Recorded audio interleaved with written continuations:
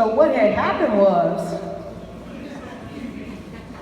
I had sweet and tart in my life up until 2000. I had a husband and a wife at the same time. At the same time. Wasn't cute, wasn't pretty. And I could say it was not my fault. Then I would be a liar, and that's not what I am. Anybody know me? If I'm not going to do anything else, I'll be very candid and honest. So I did have sweetheart. The husband, father of my children, yep, married him, and the lover, who I creeped with. And I actually ended up in a divorce with both of them. Wasn't a pretty divorce. Any attorneys in the room? Okay, so maybe our attorney can help us understand how is it possible I could be sitting in a divorce court with a husband on one side of the card and a wife on the other. How is that possible? And this happened in 2006, landmark case. So there's a thing called bootstrap, where if you present yourself as spouses to the world, guess what? You are spouses, even before marriage equality passed, because it's a contractual agreement. Even without writing, there are oral contracts and there are written contracts. So being cute, we invited, I'm talking about the wife, invite a bunch of folk over, and they sitting around, and we did our vows, all loosey-goosey. Well, that was like 24 witnesses to an oral contract. An oral contract. So the court say, that's your wife, entitled to the benefits of, because of it's an oral contract. But not in the term of a wife by title, but entitlement. Can I get an amen for the attorney in the back of the room? So I said to the judge, well, I wasn't going to go to court. I wasn't going to appear. Many people can have attorneys to represent them. They'll give legal authority for that. I tried that trick because I was embarrassed. And I was scared the press would be there. And I said, well, I don't want to go, you go. The judge said, no, bring her up in here. We're going to see Miss Jazz. We're going to see what Miss Jazz, she got a husband and a wife. So the judge presiding over the case mandated that I be in the courtroom. So I could have done a few things. I could have buckled and folded, because I didn't understand about the sweet and the tart. They're going to meet in the middle somewhere, and I am going to be held accountable for my actions and my decisions.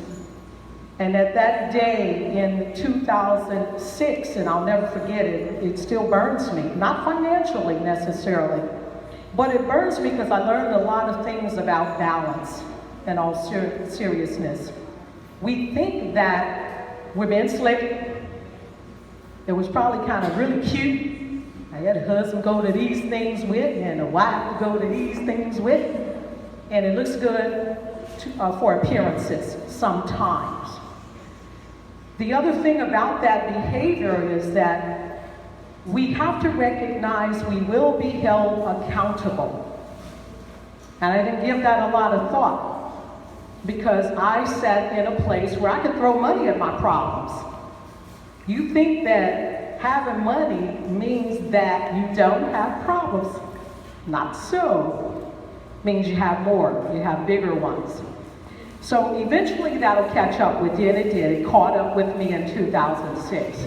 So I'm sitting in a court, and the judge is mesmerized, because I think because my last name is Sattler, he wasn't expecting a woman of color.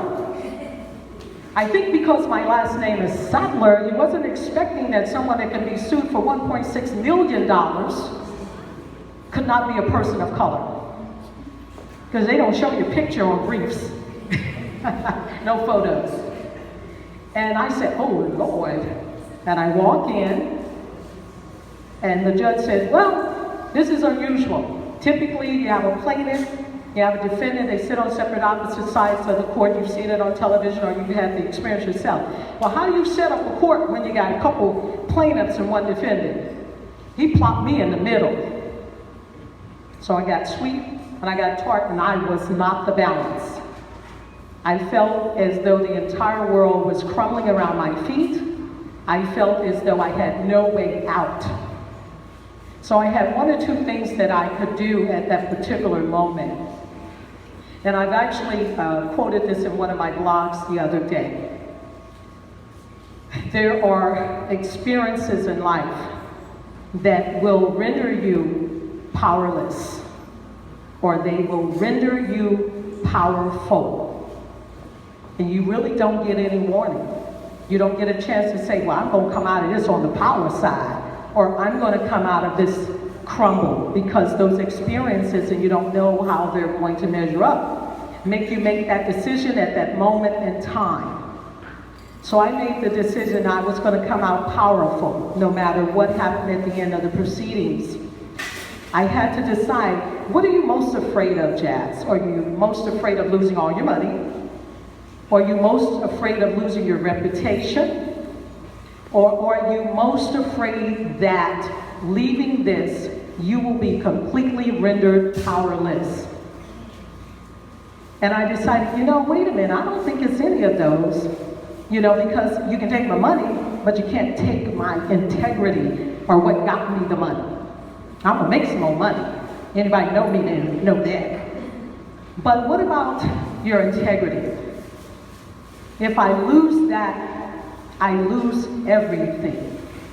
Because if nothing else, I'm an honorable woman. Now, just because I creeped doesn't mean I wasn't honorable. I was real honest about it. I told him, I said, listen, I like her, what you want to do, you want a divorce, no, I love you, let's stay together.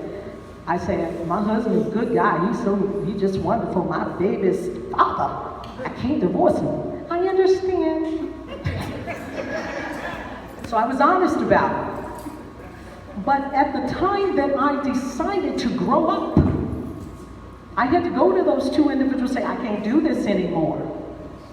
I'm losing myself and who I am and my purpose and what I'm about. You know what I thought they were going to say? I'm so proud of you. You go, girl. Go about your business. Do your thing. I love you so much. They did not say that. What they said was, I am going to take everything you own. Everything. Houses, cars, furs. Animal rights people, sorry, yes, furs. I'm going to take it all. So I had to understand where my power derived from. Did it derive from finance? Did it derive from possessions? Or what it derived from? So back to this, sweetheart. And I knew that none of those things defined me because I wasn't rocked when they said it. I was like, why am I not upset? Why am I not rocked that you're going to take all my ish? Why is this not rocking me? You mean the big house on the hill is going to be a canoe pretty soon? It didn't rock me because I understood from within, oh snap, you can't get this. This is what I value most. You can't take this. This is the integrity. This is the purpose. This is what made me, not that stuff. That stuff was because of the education and the influences that the education gets you and the exposure. It can be taken, it's a document. It can be burned. Employers fire us all the time, no matter what our credentials are.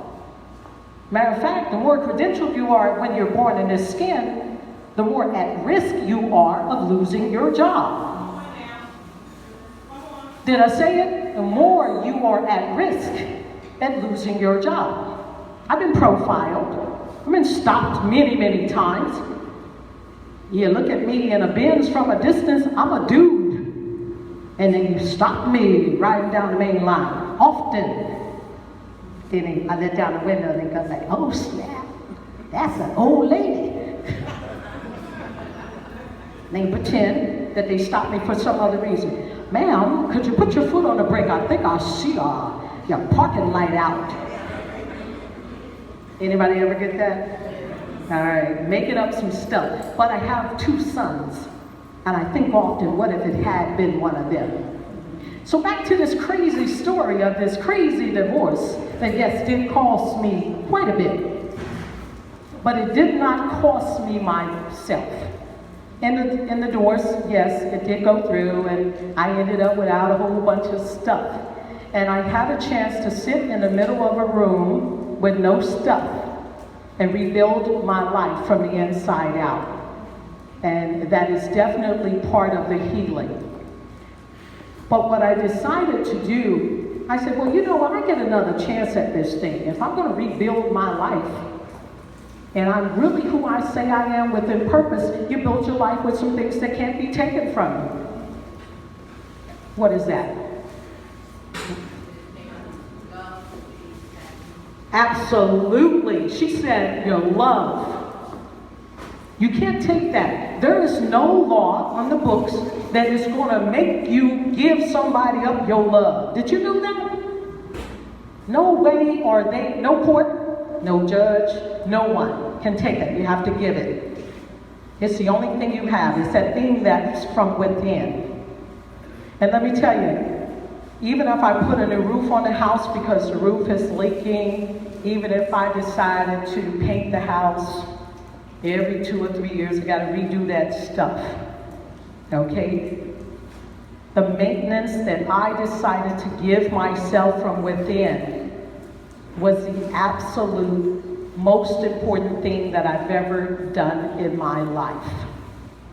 The maintenance that I do from within.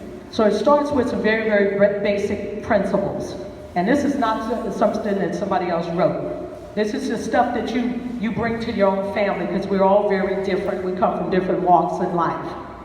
Find out what your affirmation is that helps you get up every day and keep pushing. Whatever that affirmation is. Order my steps. God, please, I'm breaking down on my knees right now. Give me strength, whatever that is for you. Whatever that is. Find that affirmation. Don't just chant it. And chanting is a beautiful thing. Put it in writing. Live it, breathe it, think it, because the moment you wake up, you're battling. From the time you wake up, you are battling everything there is if you're born in this skin. Trust and believe on that. If you're born in skin, you're battling your partner, because we unfortunately have been told from the time that we were born, no. No. Now, I've got a lot of friends and colleagues that are clear. They're told from the time they're born, yes. They don't hear no until they encounter, they're adults before they ever hear no. I mean, really in the true sense. Now, you know you cannot go on that side of the street, and you know that you cannot get this job serving burgers until you get your undergraduate degree. Well, you know that you're going to train someone that will take your place who is less qualified for the job. No is in a lot of things that we hear, so we have to empower ourselves from within. We have to build ourselves up. So it's that building up that I could sit there and they say, well, Miss Grace Sadler, you know you're going to have to pay. I said, well, I'm used to hearing no. But guess what? When I walked in that courtroom, that's something that they could not take. The love and an integrity that had been so deeply rooted with me from within that it allowed me to not just heal, but it rendered me powerful. So right now, I believe that we open the floor for questions. Is that what we do, or we transition? Okay, I guess we're going to open the floor, because silence in the term of media is gold. Okay, so this is how I feel, because I see questions.